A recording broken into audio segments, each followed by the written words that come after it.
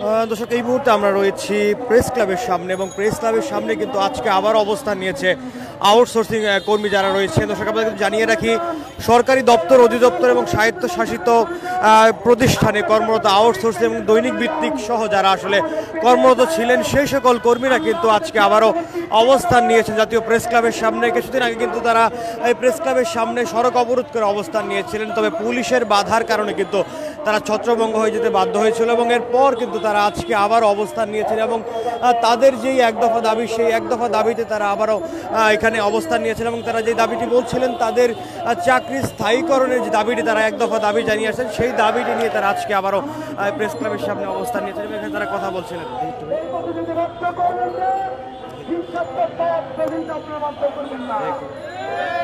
পরিষ্কার বার্তা দিতে চাই, আপনারা আমাদেরকে বলছেন মঙ্গলবার নাকি ক্যাবিনেট মিটিং হবে।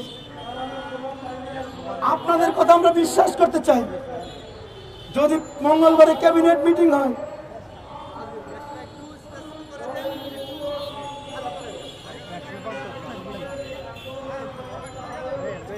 এই মুহূর্তে আপনাদের মাঝে উপস্থিত হয়েছে সারা বাংলাদেশের শ্রমিকের অহংকার, সারা বাংলাদেশের মেহনতি মানুষের অহংকার, খেটে খাওয়া মানুষের কণ্ঠস্বর, সকলের কণ্ঠ যার কণ্ঠ ধ্বনিত হয় রাজপথে লড়াই সংগ্রামে যে মানুষটিকে আমরা দেখেছি। আপনারা জানেন যে মানুষটির নেতৃত্বের কারণে, তার বলিষ্ঠ ভূমিকার কারণে 9 লক্ষ গার্মেন্টস কর্মীরা কিন্তু আজকে তাদের দাবি আদায় করে ঘরে ফিরে গেছে। সে সকল মানুষের কণ্ঠস্বর প্রিয় ইসমাইল ভাই, সারা বাংলাদেশের গার্মেন্টস শ্রমিকদের অহংকার, তিনি আজকে আমাদের সাথে এসেছেন। একত্রতা ঘোষণা করবেন, সরকারকে বার্তা দিবেন, আমাদের দাবি আদায় না হওয়া পর্যন্ত আমাদের সাথে একত্রতা ঘোষণা করবেন। প্রিয় ভাইকে মূল্যবান বক্তব্য দেওয়ার জন্য আমি সবিনয় অনুরোধ করছি। তার আগে আমি ঢাকা ওয়াসার পক্ষ থেকে বক্তব্য দেওয়ার জন্য অনুরোধ করছি আমাদের সকলের প্রিয় বজ্র কণ্ঠেশ্বর ঢাকা ওয়াসার নির্বাচিত সভাপতি জনাব মোহাম্মদ জান্নাতুল নাঈম ভাই।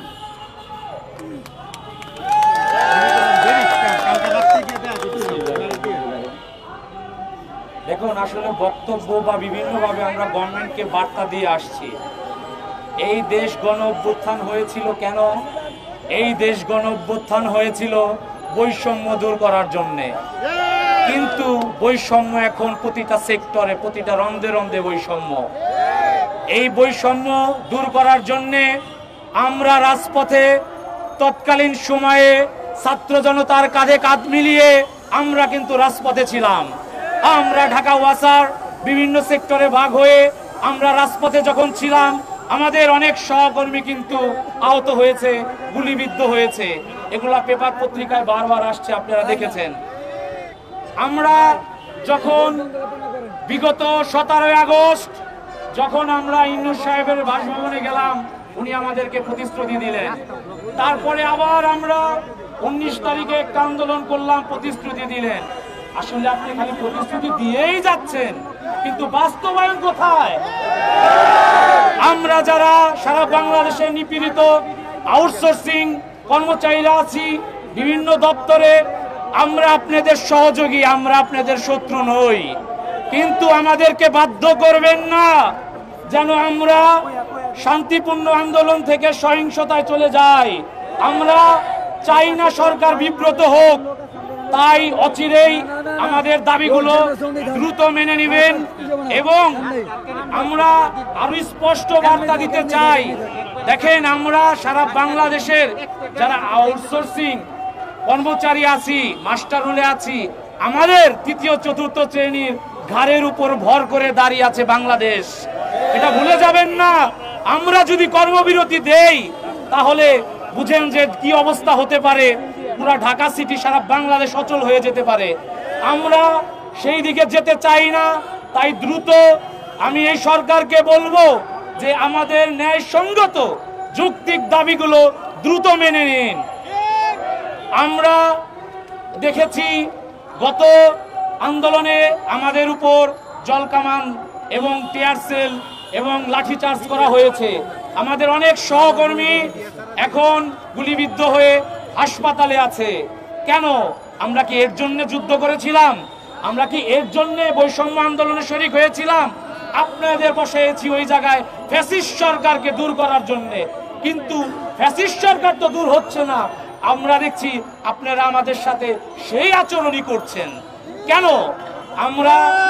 আমরা শান্তিপূর্ণভাবে আমরা বারবার সরকারকে বার্তা দিয়েছি, বারবার তাদের দপ্তরে ঘুরেছি, বারবার আমরা সংবাদ সম্মেলন করেছি, গোল টেবিল বৈঠক করেছি। আর কি করতে পারি? আর কি করলে আপনারা আমাদের দাবি মেনে নেবেন বলেন? আজকে আমাদের অনেক কর্মচারী আত্মহত্যা পর্যন্ত করেছে, পেপার পত্রিকায় আপনারা দেখেছেন। আমরা সমাজে আমরা অবহেলিত, পরিচয় দিতে পারি না। সামান্য বেতনে দ্রব্যমূল্যের ঊর্ধ্ববাজারে আমরা রাষ্ট্রকে সেবা দিয়ে যাচ্ছি, কিন্তু রাষ্ট্র আমাদের দেখছে না, রাষ্ট্র আমাদের দেখছে না। আমরা তাই পরিষ্কার মেসেজ দিতে চাই, পরিষ্কার বার্তা এই গভর্নমেন্টকে দিতে চাই। আমরা আপনাদেরকে ক্ষমতায় বসিয়েছি, গণঅভ্যুত্থানে আপনাদের শরীক আমরা ছিলাম, বিধায় ফ্যাসিস্ট হাসিনা এই দেশ থেকে পালিয়েছে। অতএব আপনারা ভুলে যাবেন না যেন আমরা আবার আন্দোলন করি আপনাদের বিরুদ্ধে। আপনাদের সহযোগী হিসেবে আমরা থাকতে চাই। আমি আমার আর বক্তব্য দীর্ঘায়িত করব না। আমি আবারও বলতে চাই ক্লিয়ার মেসেজ যে আমরা প্রয়োজনে আমরণ অনশন এবং প্রয়োজনে আমরা জীবন দিতে প্রস্তুত, তবে আমরা ছাড়বো না, ছাড়বো না, ছাড়বো না। বাংলাদেশ আউটসোর্সিং কর্মচারী কল্যাণ এবং ঐক্য পরিষদের যে দাবিগুলো ছিল তার মধ্যে তারা যেমনটি জানিয়েছেন সরকারি, আধা সরকারি এবং স্বায়ত্তশাসিত সকল প্রতিষ্ঠান, দপ্তর, অধিদপ্তর, পরিদপ্তরে কর্মরত আউটসোর্সিং দৈনিক মজুরি ভিত্তিক এবং প্রকল্পের কর্মচারীগণ স্ব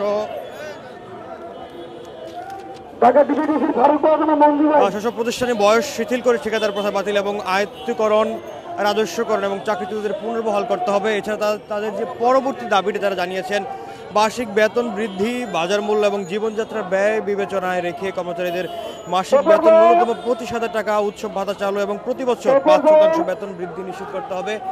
তারা তৃতীয় যে দাবিটি জানিয়েছিলেন সেটি ছিল অবিলম্বে বকেয়া বেতন পরিশোধ এবং টেন্ডার নিরসন এবং সকল অনিয়মের সাথে জড়িতদের আইনের আওতায় এনে শাস্তির ব্যবস্থা নিশ্চিত করতে হবে।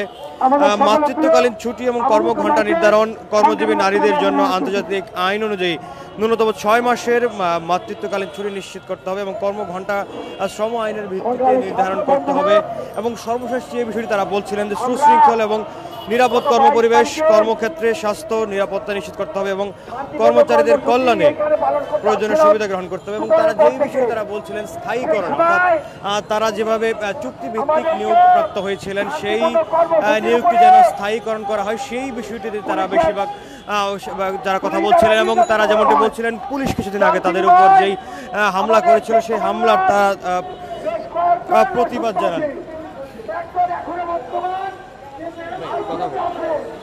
কি দাবিটা একটু বলবেন, কথা বলবেন?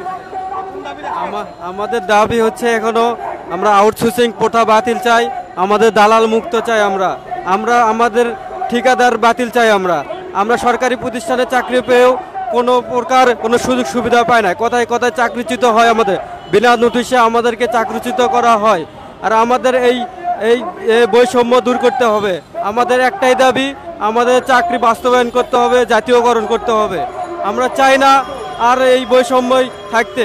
আমাদেরকে এবার হচ্ছে বৈষম্য দূর করতে হবে আমাদের।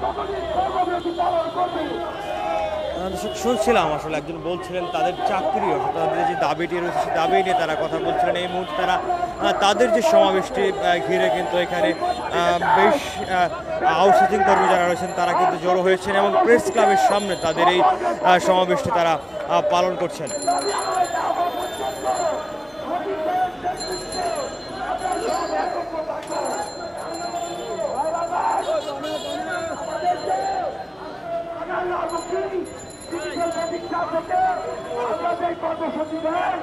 আমরা সকলকে থাকি এবং থাকবো।